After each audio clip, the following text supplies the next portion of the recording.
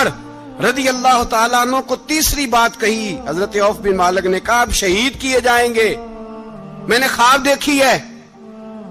نیک لوگوں کے خواب بڑی حد تک سچے ہوتے ہیں. کہا میں نے خواب دیکھی ہے. تو حضرت عمر کہنے لگے شہید تو دلیر لوگ ہوتے ہیں, شہید تو دلیر, جسے سارا زمانہ دلیر کہہ رہا ہے وہ اپنے بارے میں کیا کہہ رہے ہیں؟ کہتے ہیں شہید تو دلیر, میں تو کاہل سا آدمی ہوں, سست آدمی ہوں, میں تو اتنا کام ہی نہیں کرتا. تو یہ خواب تو نے جو دیکھا ہے نا پھر سے دیکھنا.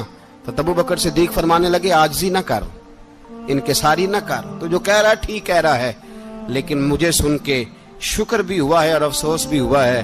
افسوس اس بات کا کہ تیرے جیسا بطل عظیم چلا جائے گا, اور شکر اس بات کا کہ رب تجھے زندگی بھی اعزاز والی دے گا, اور شہادت کی موت دے کے اللہ تجھے موت بھی عزت والی عطا فرمائے گا. اللہ موت بھی تجھے عزت والی دے گا, تجھے کاہلوں جیسی موت اللہ.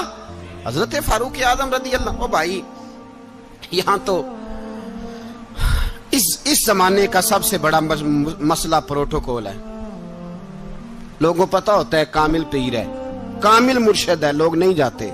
میں کسی کا مرید ہو جاؤں, میرا پروٹوکول